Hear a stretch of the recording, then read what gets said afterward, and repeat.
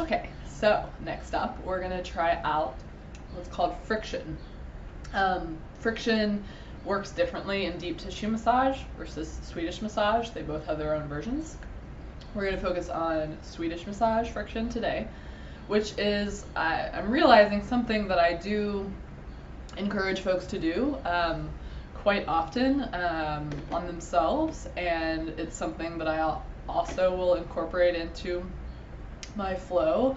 Um, it's a technique that is basically not, you're not doing much, like you're doing less to do more, which I'm a big believer in. So it's a lot of just allowing your maybe even fingers to just sink in to, a fleshy part in your body.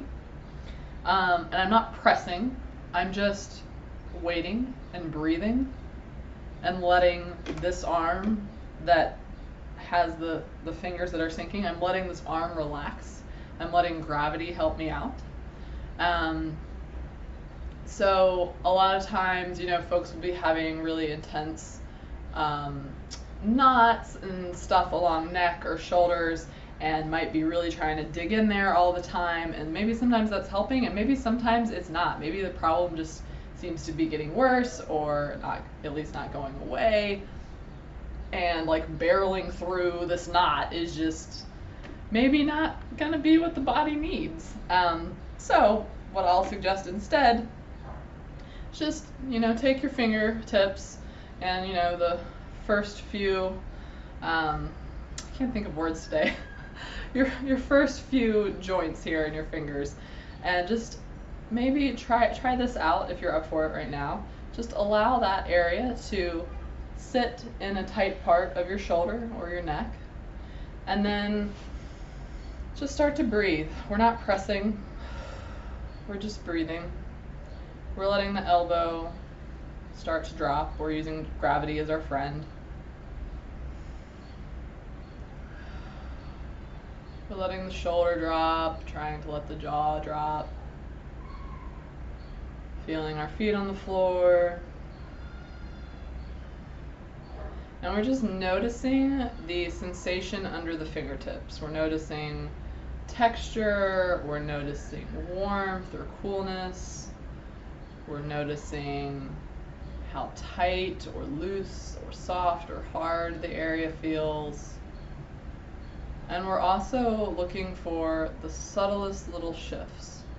So even just hanging out here this much, like I already kind of feel like I've sunk in just a tiny bit.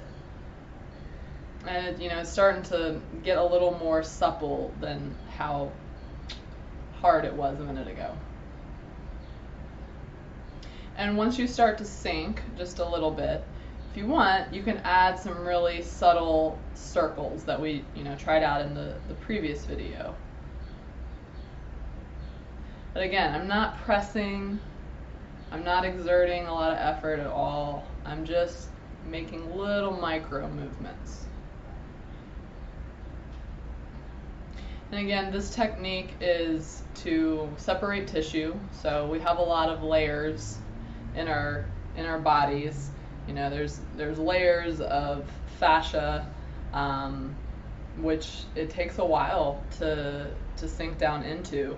So as we slowly, gently sink through them, they can start to separate. So in some ways, this technique is like a little bit similar to deep tissue work in that way, but it's even like lighter and gentler. Not that deep tissue work can't also be light and gentle. I know that might sound counterintuitive, but deep tissue is actually about getting deeper into the tissues. It doesn't have to be done like hard or strong or forcefully. It can. Some people really enjoy that. But I just want to give, a variety of options, variety of tools, of toys to play with here and see what works for you. So a lot of times I'll use this technique to just pinpoint like spots that are what are called trigger points, that are just like really sore, like maybe even touching them at all like hurts a lot.